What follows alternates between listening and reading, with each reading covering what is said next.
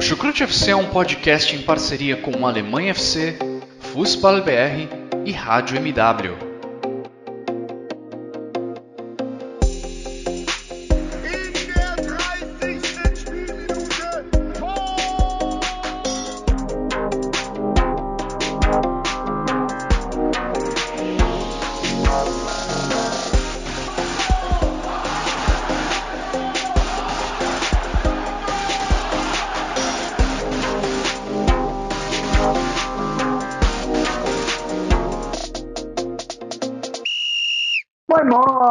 Alô, servos! Olha só, meus amigos, o Chucrute FC está no ar para você, amigo ouvinte, no meio de semana, né? Pois é, tivemos aí rodada não, já começou o mata-mata da Champions League e da Europa League e parece que os alemães passaram vergonha. Bom, passaram vergonha, eu vou deixar apenas para o Borussia Dortmund, né? Mas tanto, além do Borussia Dortmund, tanto Bayern de Munique quanto RB Leipzig também não venceram as suas partidas, o que, enfim, torna as coisas complicadas aí pro lado da Alemanha, né? A gente esperava talvez até 3 vitórias, e não veio nenhuma, veio uma vitória e 2 empates. E é claro que a gente está aqui para cornetar, para bater muito, para falar mal dessas 3 equipes. E é isso, né? Estou aqui, estou me apresentando mais uma vez, Vitor Lederman falando, direto de Duisburg. Bom, pelo menos não foi o Duisburg, não foi o meu querido Nestal Duisburg que jogou aí as competições europeias, porque a minha situação, na verdade, é muito pior. A gente está brigando para não cair da 3ª para a 4ª divisão. Mas, bom, não é esse o papo, né? O papo é sobre Champions League e Europa League. E para me acompanhar hoje aqui, né, estamos só em 2, aquela dupla de volantes que rouba bastante bola e ainda aparece na área para finalizar, tem bastante qualidade no passe. Ou então somos uma bela dupla de atacantes, né, como Miller e Lewandowski, um desengonçado, o outro matador. Claro que eu estou falando dele, Dmitry Shakar, o maior influencer da Bundesliga no Brasil, o homem por trás do @Bundesliga Insider. E aí, Jimmy, como é que estão as coisas por aí? Tá feliz com o desempenho dos alemães? Eu imagino que sim, cara. Muito feliz, muito feliz. Foi uma rodada de competição europeia mega decepcionante, nenhum alemão venceu. E eu espero que eu seja o Thomas Miller, né? Porque você que é o matador, cara. Mas você ainda foi generoso com a dupla, melhor do que a Kanji e Zagadou, né? Melhor antes Miller e Lewandowski do que a Kanji e Zagadou. Mas é um prazer estar aqui mais um episódio com você, Vitor, parceiro de sempre. Mais aí uma saga do Chucrute, agora para falar da triste e decepcionante rodada dos times alemães nas competições europeias, que não venceram um jogo sequer. Foram 2 empates e uma derrota. Lembrando, é claro, que Bayer Leverkusen e Eintracht Frankfurt não jogam essa fase da Europa League. Já estão nas 8ª, então poderia ser pior. Pois é, bem lembrado, porque ao menos duas equipes alemãs a gente vai ver na próxima rodada, né? Pelo menos isso. Vai que acontece uma catástrofe, o Bayern não ganha de novo do Salzburg, e acontece também algo inesperado de Dortmund e Leipzig caírem, pelo menos a gente ainda vê Frankfurt e Leverkusen na Europa League, né? Bem lembrado. Bom, então, como sempre, agradecendo aí aos nossos padrinhos e aos nossos parceiros do Alemanha FC e também do Fußball BR. Vamos então dar início aí a esse episódio sobre competições continentais. Bom, eu acho que a gente vai seguir aqui uma ordem cronológica e o primeiro jogo dessa semana acabou sendo a decepção que foi o Bayern de Munique, né? Primeiro, pelo resultado, porque muita gente disse, talvez de maneira errônea, e o Jimmy está aqui para provar isso, porque ele é um cara que acompanha também o Salzburg e sabia que o Salzburg não seria essa baba toda, né? Mas, tirando alguns poucos como o Jimmy, a maioria estava dizendo que esse era o duelo mais desigual das 8ª de final da Champions, né? E que o Bayern de Munique ia passar tranquilo, poderia até golear, mesmo jogando fora de casa, e não foi nada disso que a gente viu, né? A gente viu um Bayern de Munique muito mal no primeiro tempo, né? Com uma derrota parcial de 1-0. No segundo tempo, Deu uma leve melhorada, eu diria, e conseguiu arrancar um empate com o Coman lá no último minuto da partida, praticamente, no último minuto do tempo regulamentar, né? E aí vai para casa, diante do que foi o jogo, talvez até satisfeito com esse placar, porque a sensação, pelo menos a minha, é que poderia ser pior. E lembrando também que o Bayern já tinha perdido para o Bochum no fim de semana, derrota por 4-2, também jogando muito mal. Jimmy, me responde uma coisa, claro, também já dando opinião sobre o que foi o jogo. Crise na Baviera? Olha, não acho que seja uma crise, assim, não acho que chega a ser crise. Crise é uma palavra até muito forte, mas certamente o ambiente está bem conturbado. Assim, eu tinha dito sim que o RB Salzburg era um time que não era uma baba, não era um adversário, um cone do Bayern de Munique, o Bayern de Munique só ia chutar para o lado e seguir. Eu falei que as chances do Salzburg de eliminar o Bayern eram muito baixas, né? Eu até falei na live da TNT que seria ali 5% de chance, e eu continuo falando, acho quase impossível que o Salzburg passe do Bayern na volta. Pode acontecer, com certeza pode acontecer, mas acho muito difícil porque é aquilo, tem muitos pontos a favor do Bayern, muitos pontos em que o Bayern é muito superior. Mas foi uma excelente partida do Salzburg, né? Foi uma excelente partida do Salzburg. O Salzburg se portou muito bem defensivamente, foi uma atuação impressionante defensivamente do Salzburg. Teve ali o Robert jogando muito, tirando tudo de dentro da área. Surpreendeu demais. Assim, não surpreendeu pelo jogador que ele é, porque ele é muito bom. Ele é muito bom. Sempre gosto de falar isso, que o Robert ele é excelente. Zagueiro do Salzburg, austríaco de 24 anos. Mas surpreendeu porque ele conseguiu anular o Lewandowski. Aliás, todo o time do Salzburg conseguiu trabalhar e zonear o meio de campo de uma maneira que não deixasse o Lewandowski infiltrar na área, né?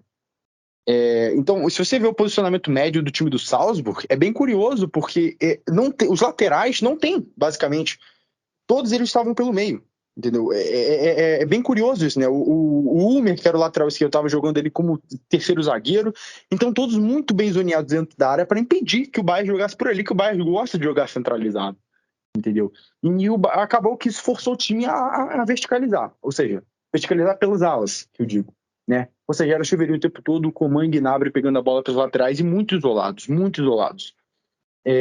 Até porque, né, o Lewandowski também estava jogando pelas alas nesse jogo, eu postei lá no meu Twitter. Lewandowski estava jogando de ponta, basicamente, porque o mapa de calor dele foi todo pela zona esquerda. E assim, uma escolha até curiosa do Nagelsmann, né, porque o 9 do Bayern era o Sané, pelo menos no posicionamento médio. E não deu certo.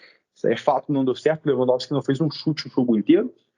Mas isso eu acho que é uma escolha, assim, justifica muito pelo posicionamento que o Nagelsmann colocou ele. Justifica. Pode ter sido ali por uma tentativa de fazer o Lewandowski puxar a marcação do Salzburg, abrir esse bolo de jogadores que estavam ali centralizados? Com certeza, poderia ter sido. A gente até discutiu isso saudavelmente no Twitter, né? Dessa ideia de... Eu acho até que o Salzburg tenha forçado isso, tem que, olha só, eu quero puxar o Lewandowski para onde ele não se sente confortável. Né? E se fez isso, deu muito certo, porque a infiltração do Sané, como você estava dizendo, não funcionou em nenhum momento. Sim. Porque assim, o Nagelsmann, eu falei, né, isso no espaço que eu fiz ontem, ele sempre gostou dessa ideia de ter dois atacantes na frente, né? Não necessariamente você ter um atacante fixo e o outro móvel, mas você ter jogadores trocando de posição. O Nagelsmann gosta dessa lógica, né? E ele sempre gostou dessa movimentação de um fazendo esse falso 9 para o outro fazer o facão. Quem não lembra de Poulsen e Werner, né? E foi justamente o Werner que encantou o mundo, né? Jogando nas mãos do Nagelsmann. Ele gosta desse segundo atacante que vai avançar por trás da defesa, né? Fazendo facão. E é isso que o Sané vem fazendo essa temporada. Se você vê o posicionamento médio do Sané, você vê ele jogando muito pouco pela ponta, propriamente dito. Ele vem jogando muito ao lado a lado com o atacante. Então, assim, o Lewandowski vem fazendo muito essa movimentação para o Sané avançar, né? Como tinha o Werner e o Poulsen. Porém, aí que tá o ponto, porque é diferente o Poulsen, porque o Poulsen é um jogador que tecnicamente ele é fraco, sabe? Mas ele é muito inteligente, ele se dedica muito na marcação, se movimenta muito. Então, assim, é bom você ter um jogador inteligente que se compromete a fazer esse trabalho sujo para outro se beneficiar disso. Agora, o Lewandowski não é o Poulsen. O Lewandowski é um Poulsen multiplicado por 3 trilhões. É outro nível, patamar de jogador. Então, assim, em alguns momentos, o Lewandowski perde com isso. Em alguns momentos, eu sinto que o Lewandowski é um pouquinho ofuscado pelo planejamento tático do Nagelsmann. Falei isso no espaço ontem. Na minha visão, o Lewandowski não está no mesmo nível da temporada passada e não está no mesmo nível da temporada retrasada.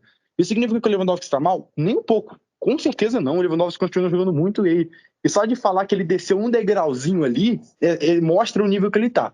Porque o cara tá batendo recorde de gol de novo, tá fazendo o artilheiro da Europa de novo e tá jogando pior. Mas pra mim tá.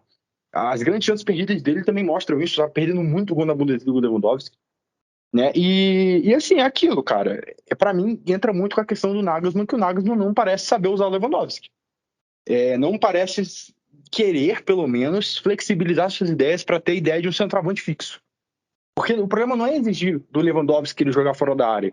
Isso ele já fazia há muito tempo, sempre fez. Na Polônia, então, principalmente. O problema é você obrigar ele a fazer isso antes de ser um 9 de área. E às vezes isso acontece. Às vezes, e o Bayern perde com isso em alguns momentos. O Bayern ganha de um Sané que brilha demais, ganha. Mas perde o Lewandowski, que costumava ser a referência máxima. E não é mais. O Lewandowski não é mais essa referência máxima do Bayern. Entendeu? E é um Nagelsmann que sempre foi assim. Nagelsmann detesta ter dependência de um jogador só. Se ele precisar trocar, ele vai trocar. Se ele vai precisar trocar a formação, ele vai trocar a formação. Entendeu? Só que eu acho que o Bayern tem certos pilares que talvez não devem mexer. Aí a questão. Falta flexibilidade do Nagelsmann? Humildade? Tem orgulho aí? Não sei. Aí é a visão de cada um.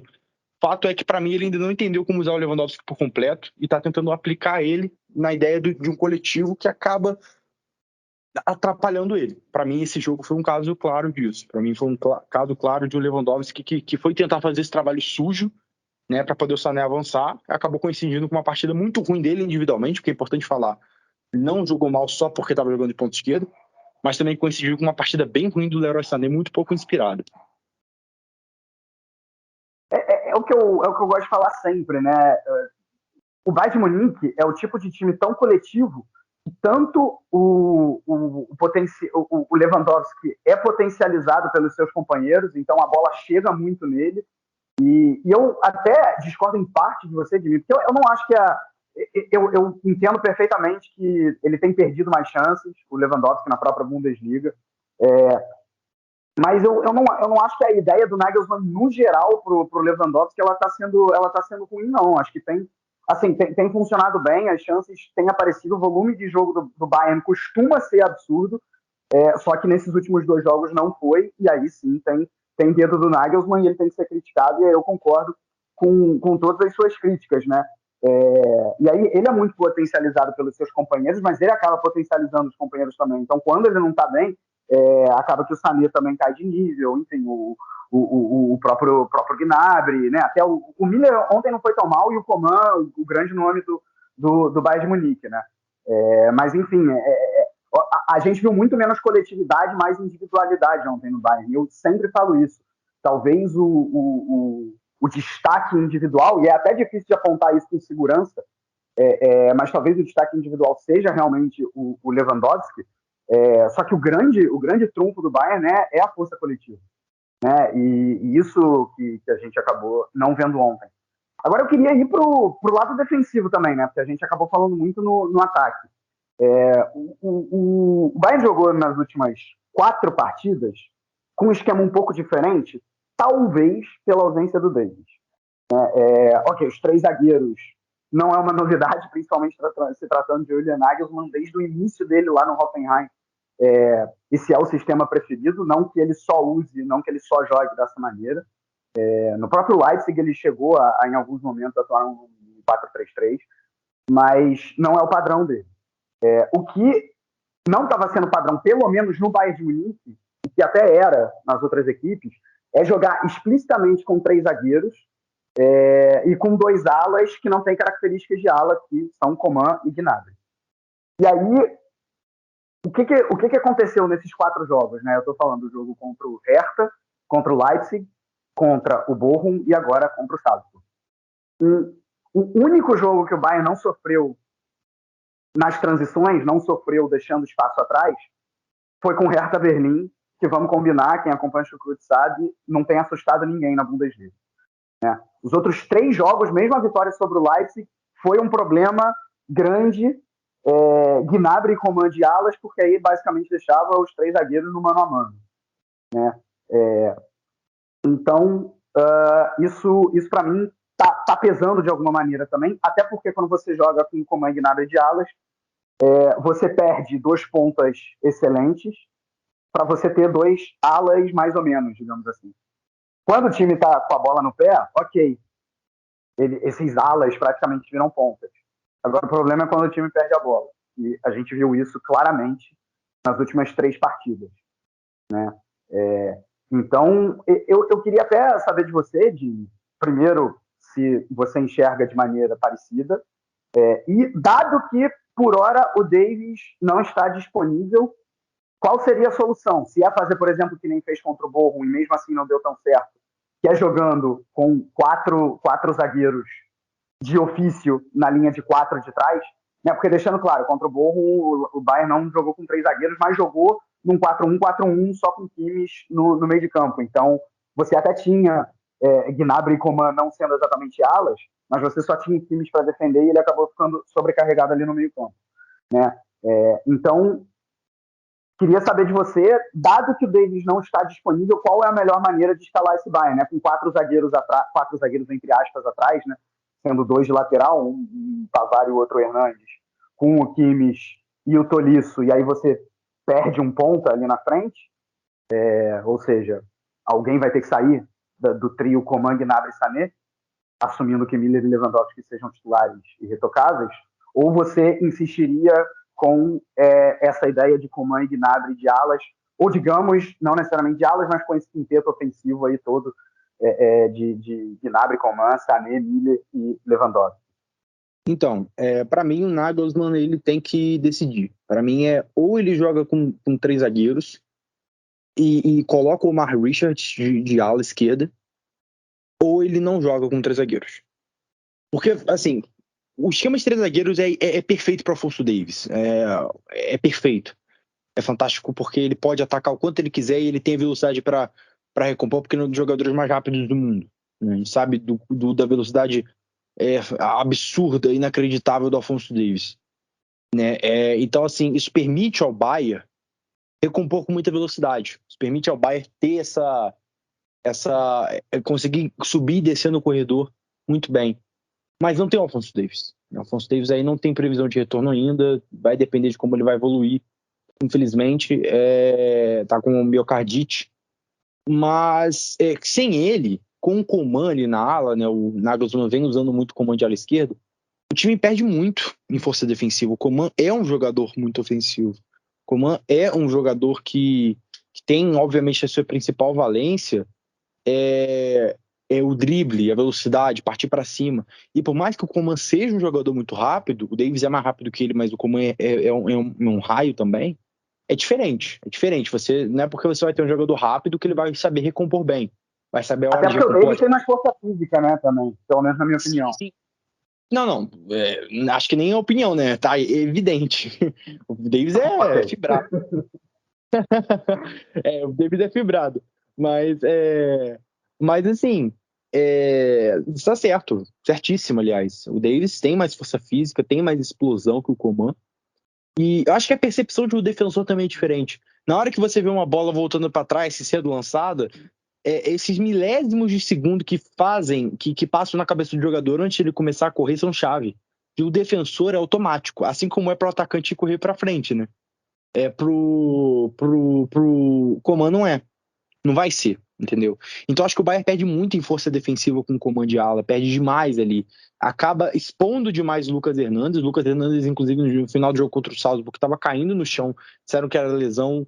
Eu vi como cansaço, porque ele estava sendo muito exposto. O Salzburg, inclusive, posicionamento médio, tinha 5 jogadores pelo lado esquerdo da defesa do Bayern, justamente se aproveitando disso. E então, assim, o time perde muito, né? O time perde esse poder de linha alta sem o Davies, né? Ninguém faz o corredor esquerdo como o Davies, né? Como ala esquerda, talvez o Davies seja o melhor do mundo, entendeu? Então, assim, é um ponto a se preocupar. Para mim, o Omar Richards é justamente um ala, ele é esse jogador. Ele não tem a técnica do Davies, é óbvio. Ele não tem a velocidade do Davies.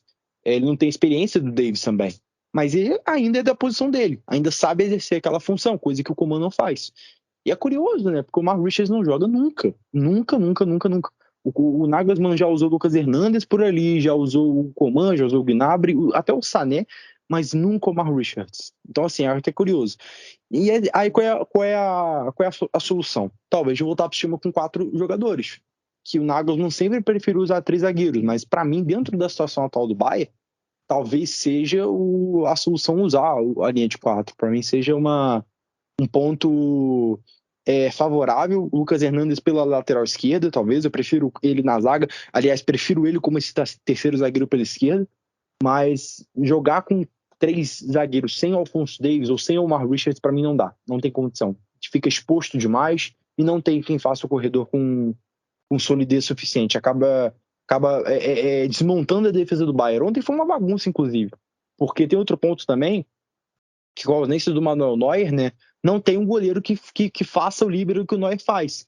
O Reich não sai do gol. O Reich não faz, não é suicida que nem o Neuer que vai lá pra frente e joga igual volante. Então, no posicionamento médio, qualquer um pode ver, é muito interessante ver também, o Bayern tá, tipo, todo lá na frente, todo, é maluquice, o Coman tá lá na frente, totalmente lá na frente, o Bayern tá sem ala, o Coman tá jogando de ponta. Aí você tem o Süle muito atrás e o Hernandes mais atrás ainda. Cara, o Süle e o Hernandes estavam extremamente deslocados do resto do time do Bayern. Totalmente deslocados. Por quê? Porque é óbvio, eles não podiam subir, porque, primeiro, não tinha velocidade do Davies para recompor, já que o Coman estava jogando de ponta, e segundo, não tinha nenhum goleiro atrás para tirar a bola sobrada, para dar cobertura. Que o Neuer sempre. O Bayern só consegue jogar em linha alta porque tem o Neuer. Isso é fato, isso é ponto final. Nenhum goleiro no Bayern ia encaixar. Se colocar o Courtois no Bayern, não ia dar certo, porque ele não tem linha alta. Sabe? Não sabe jogar em alto, como o Neuer faz. Então, assim, ficou muito estranho. Isso dificultou em muitos momentos o Bayern, porque você tem 2 jogadores a menos lá para trocar passe. Para um time que joga em alto, você precisa ter o maior número possível de opção de passe. E Lucas Hernandes e o Süle estavam afundados lá atrás para marcar contra-ataque do Salzburg. Então, assim, para mim é urgente que o Bayern volte à linha de 4, se não for usar o Omar Richards, né? Para mim, essa é a solução. Bom, acho que dos aspectos do jogo a gente já abordou bem. Antes de passar para a tragédia maior ainda, que foi o Borussia Dortmund, só queria dizer o seguinte, assim, pela minha timeline do Twitter apareceu que era crise na Baviera, e eu respondendo até a minha própria pergunta que eu fiz lá no início, não tem crise nenhuma, tá, gente? Você pega as últimas temporadas do Bayern de Munique, sempre existiu em algum momento uma oscilação, tá? Na temporada passada teve coisa de 10 jogos consecutivos com o Bayern tomando o primeiro gol e precisando buscar a virada.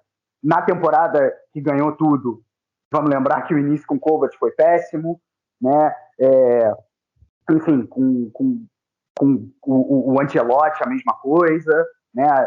Nas 2 temporadas de Ancelotti, tanto é que uma delas ele foi demitido no meio e aí chegou o Jupp Heynckes, né? O Bayern também várias vezes tem até mesmo derrotas sofridas em UEFA Champions League e depois acaba se recuperando. Isso aconteceu em 12 e 13, quando quase o Arsenal ficou a um golzinho de eliminar o próprio Bayern na Allianz Arena.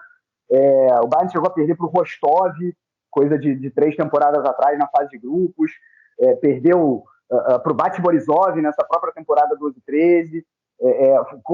Com Guardiola ainda, teve que buscar a classificação contra a Juventus nas oitavas de final com um gol de cabeça no último minuto do Thomas Müller na base do Muricy Ball. Então, assim, calma, tá? Calma, ok? Fizemos todas as críticas aqui que temos que fazer ao sistema de jogo. Isso é permitido, não só permitido como deve ser feito, mas vamos com calma que não tem crise nenhuma, tá? Até porque se tem uma coisa que o Bayern de Munique sabe fazer bem é justamente sair desses momentos mais complicados. É a hora que o Bayern de Munique sabe estufar o peito e dizer aqui quem manda sou eu, e acaba indo bem. Vamos ver nos próximos jogos se isso realmente vai acontecer. Estou dizendo que vai acontecer. Bom, o Borussia Dortmund fez pior do que o Bayern de Munique. Muito pior. Porque primeiro jogou em casa.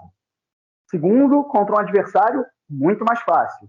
É muito mais fácil, não diria, mas mais fácil, né? Numa competição teoricamente mais fácil. E foi muito pior do que o Bayern de Munique. Né? Jogou muito pior, teve um desempenho muito pior e acabou sofrendo uma sonora derrota por 4-2 aí para o Rangers na primeira partida jogando no Signal Iduna Park. Aliás, foi o 10º jogo do Borussia Dortmund na história desse estádio, então acaba tendo um gosto ainda mais amargo, né? Porque seria legal vencer uma partida no jogo 1000, isso não aconteceu. E agora vai jogar lá na Escócia com uma desvantagem de 2 gols, lembrando que o gol fora de casa não é mais critério, né? Então, enfim, qualquer vitória por 2 gols de diferença do Borussia Dortmund leva a decisão por pênalti. Jimmy, eu vou começar te fazendo 2 perguntas, não uma só, para você responder. A primeira é a mesma que eu fiz em relação ao Bayern, mas claro, mudando o time. Né? Crise no lado amarelo do Vale do Ruhr? E a segunda já acabou para o Borussia Dortmund a Europa League ou dá para buscar essa classificação lá em Glasgow? Então, assim, complicado, assim. Cara, como eu sempre digo, né, sempre gosto de falar que eu não gosto do trabalho que está sendo feito no Borussia Dortmund. Eu acho que esse Borussia Dortmund é o pior time em anos. Eu não... É até curioso, né, porque o Borussia Dortmund ainda está na briga pelo título, né, se você parar para pensar que tem Der Klassiker direto ainda. E o Bayern tem confrontos difíceis contra Frankfurt, contra Leverkusen, né, que são 2 times. O Leverkusen está em uma fase excelente, justamente no setor ofensivo, né, o Bayern não está bem defensivamente, e o Frankfurt é carrasco do Bayern. Então, se você pensar nisso e pensar que o Borussia Dortmund tem muita possibilidade, né, de poder chegar ali até 3 pontos do Bayern, se o Bayern der um tropeço na fase que está. Tem o próprio Leverkusen, que bem ou mal pode tirar ponto do Bayern ainda também, né? Sim, é um time forte. Exatamente. Então, assim, quando você olha para isso, você pensa, ok, o Borussia Dortmund está muito bem, mas eu não sinto isso. Acho que ninguém que acompanha sente. Eu não gosto do trabalho do Marcos até aqui, eu acho ele muito fraco, muito abaixo das expectativas. Não acho que é só culpa dele, com certeza não acho. Eu acho que existe uma falta de compromisso da diretoria em realmente reforçar o que é preciso ser reforçado. Falta esse pacto de, como posso dizer assim, de ambição mesmo.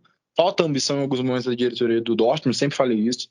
Mas ele tem culpa sim, acho que ele tem culpa sim. Assim, eu fico pensando o que o Marcos faz nos treinamentos, porque você não consegue enxergar melhor em certos pontos do Borussia Dortmund, você não consegue enxergar como que o time vem evoluindo. O departamento médico tem que ser chamado a atenção também, muitas lesões, não é possível que seja algo exclusivamente de azar, entendeu? Tem vários pontos para poder ser criticado no Borussia Dortmund. O Borussia Dortmund parece que cada lado tá trabalhando mal. Mas, limitando a Marcos, eu acho que ele precisa ser muito questionado. O time tá jogando mal. O time vem jogando mal. O desempenho defensivo do Borussia Dortmund é o pior em anos. Essa defesa do Borussia Dortmund é a pior em anos. Em anos. É assustador. E não é coincidência. O time foi eliminado numa fase de grupos da Champions. Quanto tempo isso não acontecia? O time chega contra o time num jogo contra o Rangers, com todo respeito ao Rangers, que é um time muito organizado, mas tinha oponentes muito mais difíceis para o Borussia Dortmund enfrentar. Muito mais camisa que o Rangers, entendeu? Com muito mais status que ele, e pegou o Rangers. Eu falei na época do sorteio, o Borussia Dortmund deu sorte. É um adversário bem acessível. E perde em casa por 4-2, e poderia ter sido muito pior.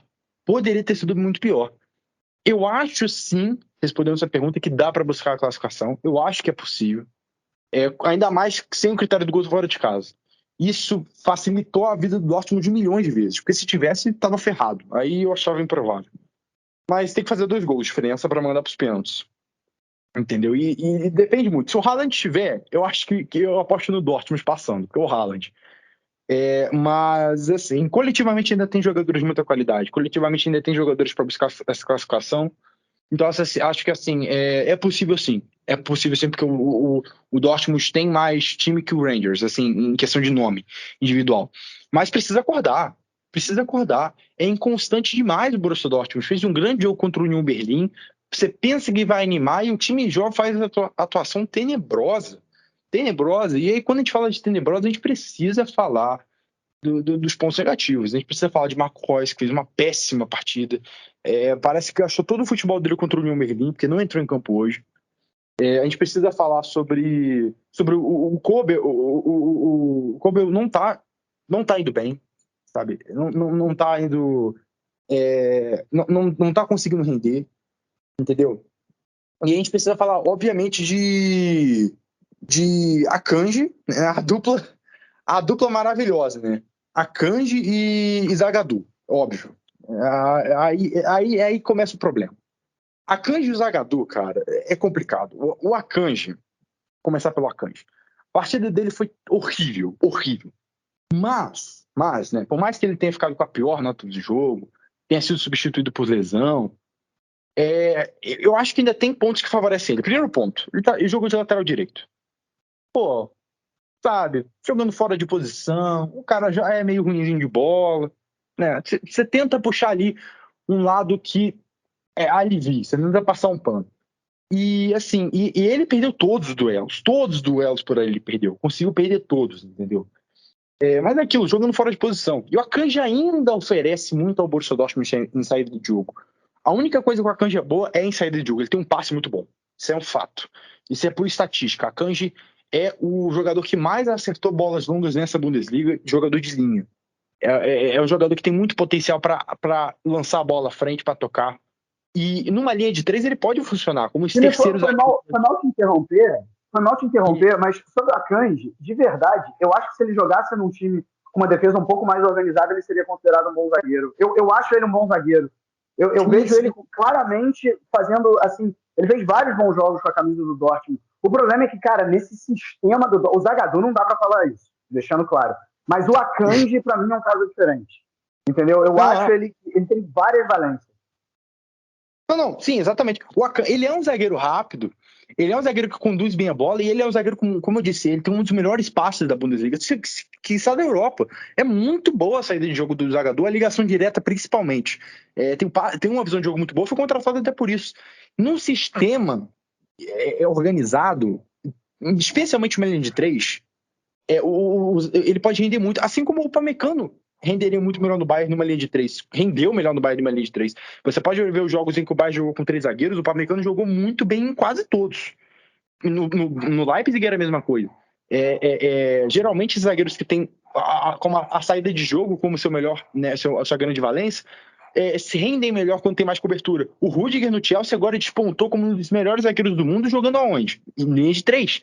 Né? Antes era um zagueiro considerado limitado, talvez, entendeu? Então, assim, tem essa questão para a gente avaliar, porque numa linha de 3, como eu disse, organizado, um sistema forte, eu acho que o Akanji ofereceria bastante ao Borussia Dortmund. Então, hoje, jogando como lateral direito, você ainda tenta puxar ali um lado, ok, cara, tava fora de posição, entendeu? Ele não é grande coisa, defensivamente o Akanji nunca vai ser grande coisa, mas um sistema que cobre ele, que, sabe, consiga proteger ele, entendeu? E aproveitar o melhor que ele tem a oferecer, que é a saída de jogo, beleza, ele vai render. Agora o Zagadou não tem como. Desculpa, não tem como. Não tem condição. Zagadou tem 22 anos. A gente, na Bundesliga, a gente tem grandes jogadores e muita gente, todo mundo coloca aí, até 23 anos é promessa, todo mundo, né, essa é a lei do futebol, sub-23 é promessa, que é muito jovem. É óbvio, até, a pessoa vai ser jovem até os 30 anos, assim, uma idade normal. Mas agora, no mundo do futebol, até 23 anos você ainda é um bebê. Então, assim, você pensa, ainda tem para onde evoluir, mas eu não vejo isso. Eu nunca vi. Eu conheci o Zagadou, né, no jogo entre Borussia Dortmund e Tottenham pela Champions. E eu lembro de ver e falar, gente, que jogador horroroso. Foi a minha primeira impressão. E assim, dizem que a primeira impressão é que fica, né? Em alguns momentos outros não. Tem vários jogadores que eu vi e achavam horroroso e depois me calou minha boca e o contrário. Mas o Zagadou ficou. Primeiro jogo dele contra o Tottenham, ele é bizonho, ele joga de lateral esquerdo e é uma partida tenebrosa que ele faz. Ele é engolido pelo ataque do Tottenham, sabe? É bizonho. E de lá pra cá, só foi confirmando isso. é um zagueiro que é muito inseguro, é muito desengonçado. Às vezes parece que faz de propósito, sabe? Comete pênaltis idiotas. O pênalti de hoje é inexplicável. Não sei se você viu, Vitor, o lance? Vi. Ué, lá Thiago Silva e Luan. Pode escolher em qual dos dois ele se inspirou. É Quer dizer, inexplicável, o Luan cara. não. O Luan, a bola foi rápida ali. Foi lá Thiago Silva. Foi rápido. O Thiago Silva mete a mãozona mesmo. Mas eu acho muito pior que o Thiago Silva ainda, cara. Esse é inexplicável. Cara, o jogador do Rangers está longe dele no lance, está longe dele. Ele levanta a mão e bate na bola. O que deu nele? Não tem como explicar, sabe? É um lance extremamente ridículo. E assim, assim, aí ok, você já olha assim, o Zagadou, né? O Zagadou faz isso aí. Aí depois ele faz o gol contra dele, meu Deus do céu também, cara. Aí a pessoa fala, mas ele tentou cortar e foi um azar. Gente, não. Aquela bola, primeiro de tudo, que nem era pra ele cortar, porque aquela bola tava indo em direção ao Kobel. Começa por aí. Mas ele corta, e aí é o nível de confiança, porque o Zagadou já é ruim. Ele sem confiança, então, é nível Série D. Porque ele vai na bola e ele só dá um toquinho, ele tira o pé. Você consegue ver assim, você vê de novo o replay com bastante atenção. Ele toca na bola e ele tira o pé. E é justamente isso que causa o gol contra. Ele não toma uma decisão. Se ele deixa passar, o Kobel pega. Eu acho que pega. Né? A menos que o Kobel deixasse passar, e seria falha dele. Se ele toca na bola com força, ele joga para escanteio. E seria uma decisão aceitável, seria uma boa decisão. Mas ele não faz uma coisa nem outra. Ele muda de decisão no meio e isso causa gol contra. Então, assim, o Hummels até tenta salvar a bola, mas não consegue. Então, assim, é uma partida desastrosa. Comete o pênalti, faz gol contra, entendeu? E ainda toma amarelo depois. E mais um jogo do Zagadou. Curiosamente. Desculpa, mas até parece que é bom, sabe? É bom você ver isso, porque depois do jogo contra o União Berlim, o Brandt foi lá dar moral pro Zagadou, né? Que ele já é um cara muito criticado, ele é muito criticado, inclusive na Alemanha. Pegam muito em cima dele, entendeu? Então, assim, e é normal com jogadores de um porte tão grande serem criticados, né? O Russulli mesmo. O Russulli é um ótimo zagueiro, mas é criticado por ser grande. E daí o Brandt quis dar uma moral pro Zagadou depois do jogo contra o União Berlim, falou que ele foi o melhor em campo, que ele foi perfeito, que ele foi incrível, entendeu? Que ele foi fundamental, brilhante o Zagadou, ele é um ótimo jogador. Aí o cara faz isso no jogo seguinte, cara. Eu imagino que o Brandt deve ter olhado pro Zagadou no vestiário e falado, cara, meu Deus, não me queima. Porque, entendeu? É aquilo, cara. Eu não acho que tem condição do Zagadou continuar jogando no Borussia Dortmund. Não tem explicação para ele continuar recebendo chances. Não tem explicação para o Borussia Dortmund querer estender o contrato dele. Não tem. O Borussia Dortmund ainda teve a cara de pau, né? Saiu a notícia no Bild, se não me engano, há alguns meses, que o Borussia Dortmund queria avaliar o desempenho dele nos próximos meses para ver se ia renovar ou não. Eu acho que a resposta já tá aí, né? Já tá aí. Eu, sinceramente, se o Borussia Dortmund deixa o Zagadou sair de graça, eu não acho que tá perdendo dinheiro, porque quem vai comprar isso, sabe? Eu falo com segurança, é o pior jogador que eu já vi na Bundesliga. Assim, óbvio, você vai encontrar algum jogador pior num time de lanterna de tabela, você vai encontrar, vai ter gente pior, vai ter gente muito ruim naqueles times. Mas é aquela questão, você tem que ver o custo-benefício, você tem que ver a relação entre em qual time ele tá jogando, entendeu?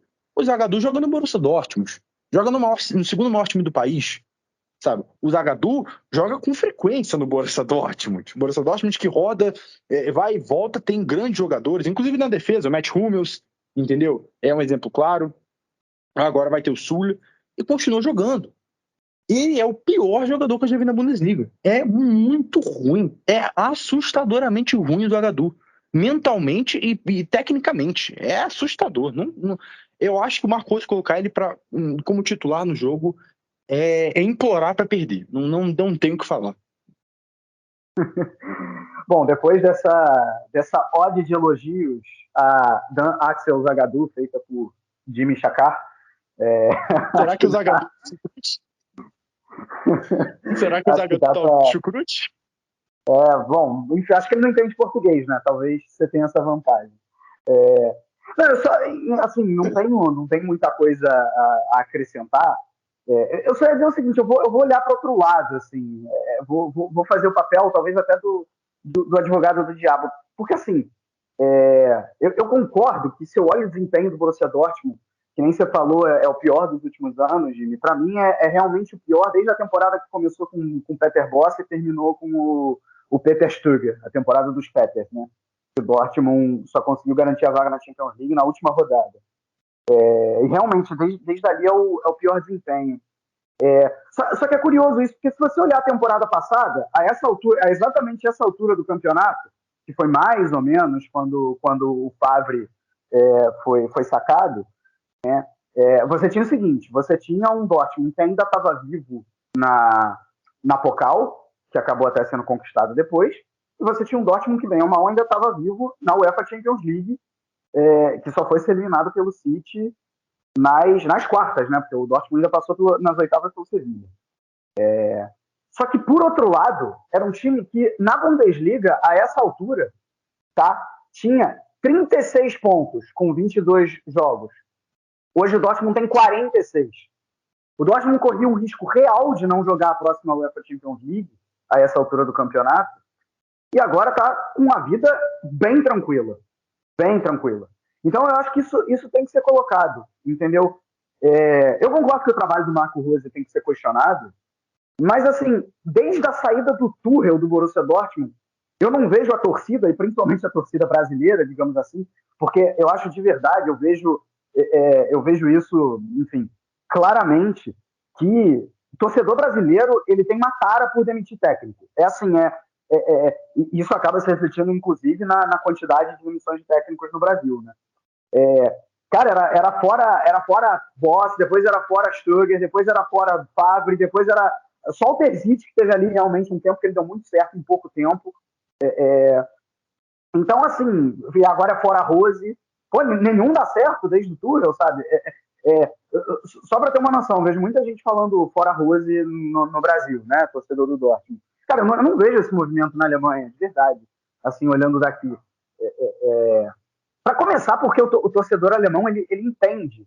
O torcedor do Borussia Dortmund, ele entende que ele não tem como competir diretamente com o Bayern de Munique. Ele pode até competir um ano, ele pode até ficar decepcionado porque os últimos 10 vão para o Bayern de Munique, talvez um desses anos, pelo menos, 2 desses anos poderiam ser ganhos. Mas, assim, cara, ele sabe que a realidade financeira é outra, entendeu? De verdade. Pode parecer um conformismo, mas não é exatamente um conformismo. Eu acho que é uma noção de realidade, sabe? Então, assim, eu concordo, assim, eu acho que tem que ser questionado sério se o Rose tem que continuar na próxima temporada. Apesar do Borussia Dortmund ter muito mais gols do que na temporada passada, a essa altura na Bundesliga, né? São 57 nessa contra 45 na outra, estou falando a essa altura, rodada 22. É um time que ainda não me convence ofensivamente. Eu concordo assim com todas as críticas. Eu só acho que, às vezes, a maneira que você faz as críticas, você diz, você se faz. Né? Ela talvez não seja a maneira que eu gosto mais de fazer essas críticas. Vamos dizer assim, eu prefiro fazer as críticas, mas apontar que, cara, tipo assim, calma, sabe? Ok, daqui a 3 semanas o Dortmund tem condição ainda de eliminar o Rangers. Dá, tipo, é difícil, mas dá, entendeu? Então, vamos, assim, não tem crise no Vale do Ruhr pra mim, isso que eu tô querendo dizer, entendeu? Tipo, crise é uma palavra muito forte. Crise no Bayern de Munique, então, nem se fala, assim, não é crise nem de perto. No Dortmund, talvez seja uma complicação, mas calma. Dito tudo isso, e depois de parecer que eu passei pano absurdamente para toda essa fase ruim do Borussia Dortmund, apesar de concordar com todas as críticas feitas, falar do Leipzig, né? O Leipzig que talvez, em termos de desempenho, tenha sido o melhor alemão nessa semana de Champions League e Europa League, também contando com o que se espera dos times, né? Porque se você for olhar ali nos números frios, o segundo tempo do Bayern, ele talvez tenha sido no nível, ou talvez até melhor do que a partida que o Leipzig fez, que não foi uma partida ruim. O negócio é que do Bayern acaba que a gente espera muito mais, né? Obviamente. Mas enfim, o resultado do Leipzig não foi tão bom assim, porque jogando em casa acabou com um empate em 2-2 contra a Real Sociedad. E já dando meu destaque, ele fica obviamente para Christopher Nkunku, né? O Nkunku que nos últimos 7 jogos fez 6 gols e ainda deu mais 2 assistências. É um desempenho absurdo do francês. Ele que era a única tábua de salvação já na época do Jesse Marsch, continua muito bem agora com o Domenico Tedesco, mas o resultado do Leipzig não é o mais satisfatório. Jimmy, o que você achou aí desse desempenho, desse resultado do Leipzig? Então, cara, foi um jogo muito pegado. Eu esperava isso, porque quando sorteou, né, veio o sorteio, eu falei que esse era um jogo extremamente equilibrado. Eu achava mais equilibrado, inclusive, que Napoli e Barcelona. Pelo menos um nível maior, né, tecnicamente. A Sociedade é um time que, nos últimos anos, vem crescendo muito, vem adquirindo jogadores de muita qualidade. O Oyarzabal é muito talentoso, já está sobrando lá há algum tempo. O Alexander Isaac, que não jogou esse jogo, né, é lesionado, é um talento enorme, inclusive era do Borussia Dortmund, né? Então, assim, a Real Sociedade tem jogadores de muita qualidade, tem um elenco que vem crescendo e vem se firmando cada vez mais dentro do próprio Campeonato Espanhol. Então, quando você pega um Leipzig, que curiosamente também é um time em ascensão, você pega dois times que vão se enfrentar, né, em patamares ali similares, né? Por mais que o Leipzig tenha um elenco melhor, tenha mais investimento até do que a Real Sociedade, ainda assim eu acho que é equilibrado, até por causa do início péssimo de temporada do Jesse Marsch. Então chegava para esse jogo, eu acho que com o sentimento de, cara, não tem absurdo quem passar, sabe? Se o Leipzig fosse classificado para a Real Sociedade, é um resultado aceitável, um resultado não tem por que chorar, óbvio, se for uma goleada é outra história, mas o jogo de hoje foi o que eu esperava, sabe? Um jogo muito competitivo, um jogo muito equilibrado, um 2-2 que me pareceu justo, porque o Leipzig criou, o Leipzig foi para frente, o Leipzig jogou, né, pelo resultado, buscou o resultado, né, e vem jogando bem, né, com o Domenico Tedesco. Vem conseguindo fazer bons jogos, né? Quando o Tedesco chegou, eu achei uma escolha interessante, né? Eu gostei da escolha, achei que valia, achei que combinava em certos pontos. Você até lembra que você não gostou tanto, eu até achei mais interessante do que você na época, e vem dando resultado, né? Vem conseguindo ter bons jogos. Nessa partida, o time criou mais que a Real Sociedade, finalizou muito mais que a Real Sociedade. Foram 20 finalizações contra 3 da Real Sociedade. 7 no gol contra 2 dos espanhóis.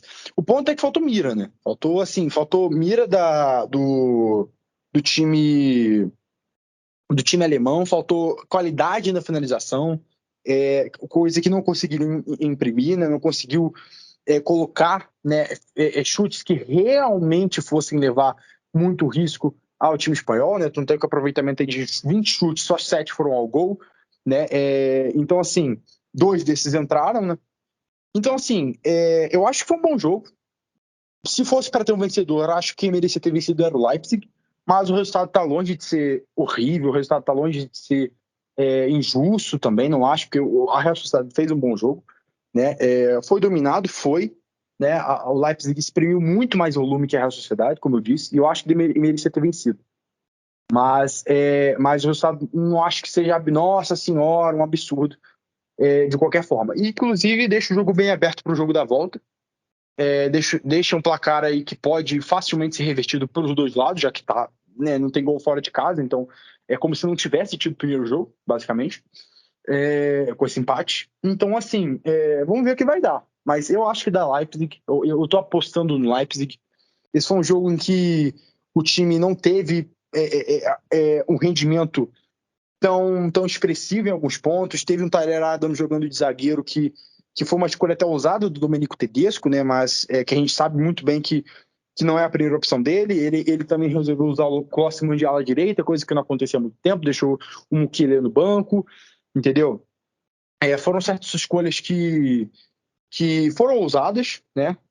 Certas escolhas aí bem controversas até, mas pro jogo da volta, se colocar o time inteiro em campo, contando aí com o brilhantismo do Nkunku, que continua jogando demais, meteu gol hoje, mais um, né, na temporada absurda do Nkunku, eu acho que tem grande chance de passar da Real Sociedade, mas vai ser um jogo muito equilibrado, repito, muito equilibrado, e diferente do Borussia Dortmund contra o Rangers, por exemplo, se o Leipzig cair, vai cair com um sentimento de, cara, cair para um adversário muito competente, cair para um adversário que tem jogadores de altíssimo nível, como eu disse, Isaac, o Oyarzabal, E posso dizer que ok, tá aceitável, né? Ainda mais visto que o Leipzig era antes de chegar, né, o Tedesco, né, que era um desastre com o Jesse Marsch. E cada vez mais se prova, né, que a demissão do Jesse Marsch foi certa. O Vitor estava falando aí da demissão do Rose, que muita gente apoia. Eu também sou contra a demissão do Rose, tem muito controvérsias contra ele, mas o pessoal tem que começar a entender que eu falar que o trabalho é ruim, achar que o trabalho é ruim, não significa que o cara é demissão de treinador, né? Uma coisa não anda com a outra, até porque trabalho se recupera, o trabalho se destrói, né? Nada na vida é uma curva reta, né? Você faz curvas, você vai para cima e para baixo, né? E é normal. Mas a demissão do Marsch se provou uma decisão certa, né? Se provou uma decisão certíssima, acertadíssima, porque o Leipzig é outro time. Pode não conseguir o resultado sempre, pode não ter sempre o melhor desempenho, mas na maioria dos jogos consegue o resultado.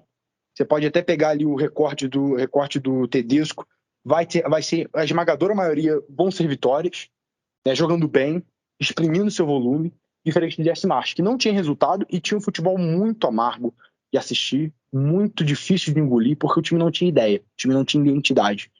Então isso mudou bastante e foi uma excelente escolha da diretoria do Leipzig. Bom, acho que a conclusão que a gente chega é que, embora a semana tenha sido bem ruim para o futebol alemão, né, nenhuma vitória em 3 jogos, dá para dizer que os 3 confrontos estão completamente abertos. Né? Assim, claro que o caso do Dortmund é um pouco mais difícil, mas o caixão aurinegro ainda não está fechado. Então a gente pode sim, em algumas semanas, ter, por que não, 3 alemães classificados para as próximas fases dessas competições continentais. Bom, obrigado aí, Jimmy, pela presença. Agradeço a você que ficou com a gente também aí por esses pouco mais de 50 minutos. A gente certamente volta no fim de semana. Um grande abraço a todos e valeu!